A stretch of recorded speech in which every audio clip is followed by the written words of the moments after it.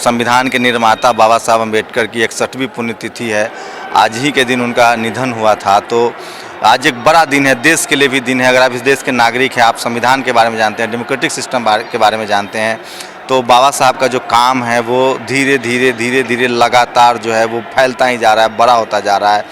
और अब लगातार जो नया जनरेशन है, जो यूथ हैं, जो कामकाजी लोग हैं, जो खासकर बहुजन समाज के लोग हैं, या वो तमाम वर्ग के लोग जो डेमोक्रेटिक सिस्टम में भरोसा रखते हैं, जो लोकतंत्र में भरोसा रखते हैं, जिनको लगता है कि बाबा साहब ने एक बड़े मानवतावादी थे, वो बड़े ह्यूमन राइट्स थे, वो उन्होंने महिला अधिकार के लिए काम किया, तो वो तमाम लोग जो प्रोग्रेसिव सोच के हैं और जो भी बाबा साहब को पढ़ने लगे हैं, जानने लगे हैं, वो अब चाहे उनकी जयंती हो, उनकी पुण्यतिथि हो, आज उनका परिनिर्वाण दिवस है, इस मौके पर भारी संख्या में वो उमड़ते हैं और सरकारी कार्यक्रम का भी आयोजन होता है। और इस समय मैं जो हूँ दलित प्रेरणा स्थल पर हूँ, जो कि नोएडा में स्थित है, और आप देख सकते हैं मेरे पीछे एक बड़ा जो है उनका आदमकद उनकी प्रतिमा है। और जब बीएसपी की सरकार थी सूबे में, तो मायावती जी ने इस आदमकद प्रतिमा को लगवाया था। मान्यवर कांसीराम की भी आदमकद प्रतिमा है। तो लगातार एक तरह की जो नई स्फूर्ति है, नई सोच पैदा हो रही है। जिस तरह से उनके परिनिर्वाण के बाद, जब उनका परिनिर्वाण होता है, उसके बाद एक मोटी सी धूल परत जमा दी गई थी, शायद जमाने की कोशिश हुई थी, वो लगातार से उस धूल को लोग साफ कर रहे हैं।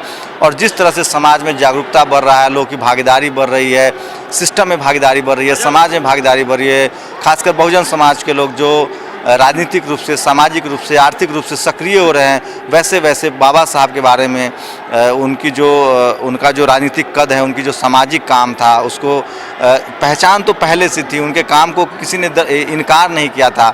लेकिन एक कोशिश थी कि शायद बीच में एक लंबा ऐसा दौर निकला, जब मान्यवर कांसीराम आते हैं, तो एक कोशिश हुई कि शायद वो पूरा दौर उनका एक स्थिरता सी आ गई थी। लेकिन एक बार फिर से जब बीएसपी की सरकार बनती है यूपी में, मायावती चीफ मिनिस्टर बनती हैं, और लखनऊ हो, गाज़ियाबाद हो, नोएडा हो, तमाम जगहों पर पार्क स्थापित किए जाते हैं।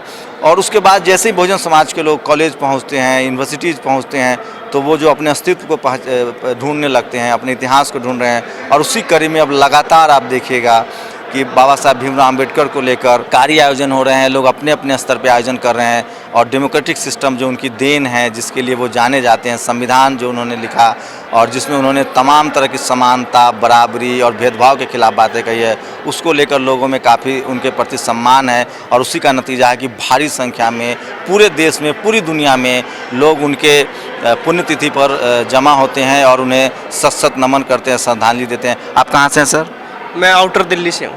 तो आप मतलब क्यों लगा कि आपको नोएडा में जो दलित प्रेरणा स्थल है वहाँ जाना चाहिए? हम बाबा साहब के विचारों पर बहुत गहराई से जाना है, और तभी सोचा है कि आज उनकी पुण्यतिथि पे हम जाएं। हम सुबह से यहाँ हमारी पूरी टीम आई हुई है, और हम बाबा साहब को बहुत ही उनको श्रद्धांजलि देते हुए उनको नमन करते हैं। आप कहाँ से हैं? जी, मैं संगमनेर विधानसभा से प्रत्याशी हूँ, और बाबा साहब अम्बेडकर की पुण्यतिथि पर यहाँ आया हूँ, जिससे कि लोगों में जागरूकता हो कि बाबा साहब ने जो संविधान लिखा, उस संविधान के हिसाब से हम सब लोग चल रहे हैं और हमारे देश का कानून चल रहा है। उन्होंने एक अच्छा कार्य किया है, और उन्हीं के कार्य को देखते हुए उन्हीं के चल कानूनों पर चलने की कोशिश कर रहे हैं। बाबा साहब का जो परिनिर्वाण दिवस है वो कई मायनों में मायने रखता है, क्योंकि उनका जो पूरा काम था, वो एक संविधान के रचयिता नहीं थे, उन्होंने संविधान लिखा नहीं था।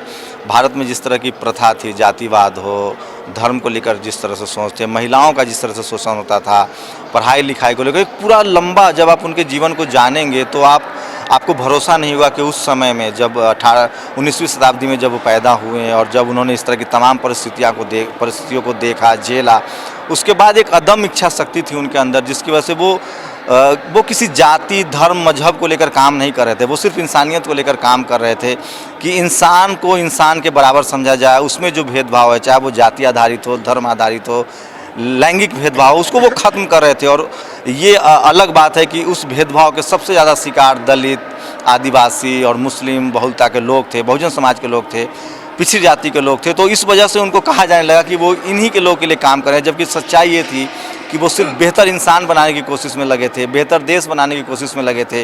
और जो सबसे ज़्यादा हाशिए पर थे, उनकी कोशिश थी कि उनको मेन स्ट्रीम में लाया जाए, उनके लिए उनको मौके दिए जाए, उनके लिए ज़िंदगी उनकी जो बहुत बेहतर ज़िंदगी नहीं थी, उनको ज़िंदगी बेहतर किया जाए।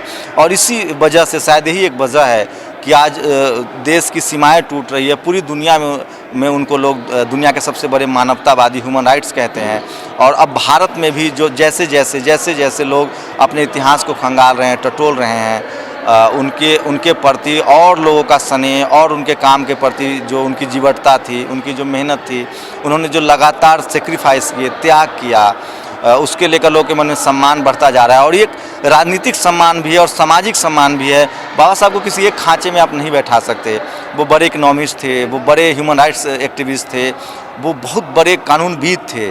तो इन तमाम चीज़ों को आप देखें तो उनको आप शब्दों में नहीं समेट सकते, किसी एक परिभाषा में नहीं समेट सकते, क्योंकि वो एक बेहतर राष्ट्र चाहते थे, क्योंकि उससे पहले वो बेहतर इंसान चाहते थे, वो बेहतर मानवता, वो चाहते थे कि एक बेहतर देश बने जहां हर आदमी के पास बराबर मौका हो, भेदभाव ना हो।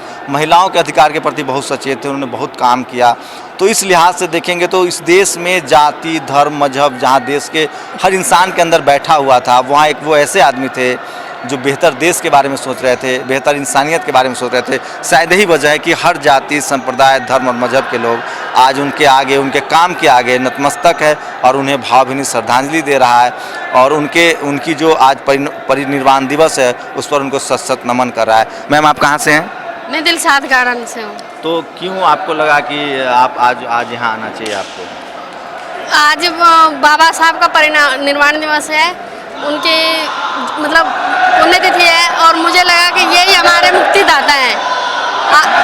वर्षों से जो गुलामी हमारे झेल रहे थे, आज भी गुलामी है, लेकिन हमारे बाबा साहब ने हमें अधिकार दिया, सम्मान दिया है। नारी को क्या, हर शख्स को सम्मान दिया है। हमें जीने की आज़ादी दिखाई है, हमें गुलामी का मतलब बताया कि गुलाम हम क्यों हैं, हमें गुलामी से बचने के लिए रास्ते बताए गए हैं। तो ये देखिए, ये जैसे जैसे आप एक बेहतर इंसान बनते जाएंगे, बेहतर नागरिक बनते जाएंगे, जैसे जैसे आपकी हायर एजुकेशन होगी, जैसे जैसे आप बाबा साहब को पढ़ते जाएंगे तो आपको महसूस होगा कि वो किसी जाति, मजहब, धर्म या संप्रदाय के नेता नहीं थे। वो दुनिया के सबसे बड़े मानवतावादी थे, जो बेहतर इंसान हो, बेहतर इंसानियत हो, लोग की ज़िंदगी कैसे बेहतर हो, एक देश के रूप में आप कैसे बेहतर हो, स्त्रियों के साथ जो भेदभाव की परंपरा थी वो कैसे ख़त्म हो, उसके लिए उन्होंने पूरी ज़िंदगी खपा दी। और शायद इसी का नतीजा है कि अब वो नहीं रहे, लेकिन पूरी दुनिया में, पूरे देश में उनके प्रति एक अगाध श्रद्धा है, एक ऐसा स्नेह है। आज कोई भी राजनीतिक दल हो, कोई भी आदमी हो, उनके खिलाफ एक शब्द नहीं बोलता। इसलिए नहीं कि वो राजनीतिक रूप से उनको नुकसान पहुंचा सकते हैं या उससे डरते हैं। दरअसल उन्होंने अपनी ज़िंदगी में जो काम किया उसके लिए आपके पास शब्द नहीं है। उनकी जो लड़ाई थी, उनका जो सेक्रीफाइस था, उन्होंने जो समाज के लिए त्याग किया, उन्होंने जो मानवता के लिए त्याग किया, इंसानियत के लिए त्याग किया, उसको आप शब्दों में नहीं समेट सकते हैं। उसके लिए आपको उनको पढ़ना पड़ेगा, उनको जानना पड़ेगा। और जब ये करेंगे आप तो आपको लगेगा कि वो एक ऐसे भारत को गर्व होना चाहिए कि इसी धरती पर, इसी मिट्टी में एक ऐसा इंसान पैदा हुआ जिसने पूरी मानवता की सेवा की, पूरी दुनिया की इंसानियत की सेवा की, और जिसने कभी ये नहीं सोचा कि उसे क्या हासिल होगा, जिसको कभी किसी पद की लालसा नहीं थी। वो पहले कानून मंत्री बनते हैं, हिंदू कोड बिल आता है और वो इम्प्लीमेंट नहीं होता और वो इस्तीफ़ा देते हैं। तो मैं भाव विह्वल हो रहा हूँ, मेरे पास शब्द नहीं है। मैं खुद इस जगह पे आके बहुत अपने आप को गौरवान्वित महसूस कर रहा हूँ कि मैं उनके परिनिर्वाण दिवस के मौके पर मैं लोगों से बात कर रहा हूँ, उनके बारे में दो शब्द कहने का मुझे मौका मिल रहा है। और यही बात हर लोगों के अंदर है। एक पत्रकार होने के नाते मुझे इस तरह के शब्द नहीं इस्तेमाल करने चाहिए, लेकिन आप जब उनको पढ़ेंगे, जानेंगे, तो इससे अलग आपके पास कोई शब्द नहीं होंगे शायद। आप कहाँ से हैं सर? मैं दिलशाद गार्डन से हूँ और आज के दिन बाबा साहब की 60वीं पुण्यतिथि है।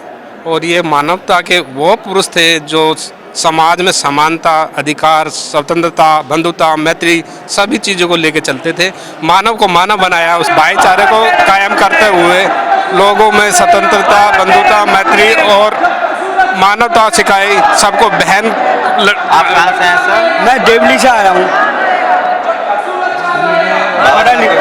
बाबा साहब के बारे में मेरे को नहीं आता। आप कहाँ से हैं मैम? हम दिल्ली तो नई दिल्ली से। तो क्यों मन हुआ कि आज मतलब बाबा साहब को याद करें? परिनिर्वाण दिवस है इसलिए, या आप क्या सोचती हैं उनके बारे में? उनके ही वजह से आए हैं हम देखने के लिए, वो मनाने के लिए। तो राजनीतिक रूप से, सामाजिक रूप से, आर्थिक रूप से जो हाशिए पर लोग थे वो बहुत ज़्यादा पढ़े लिखे नहीं हैं, उनको बहुत राजनीतिक बयानबाजी नहीं आती, वो स्पष्ट बोल नहीं सकते हैं। लेकिन इस देश में जो भी बराबरी की बात हो, समानता की बात हो, महिलाओं के अधिकार की बात हो, तो इस पर बाबा साहब ने बहुत काम किया था और उनका ही सपना था जिस दिशा में देश आगे बढ़ रहा है और उसी रास्ते पर चलकर भारत समृद्ध हुआ है, भारत में बराबरी आई है और भारत एक मजबूत देश की तरफ बढ़ रहा है। कैमरामैन गौतम के साथ शंभू कुमार सिंह, नेशनल दस्तक, नोएडा।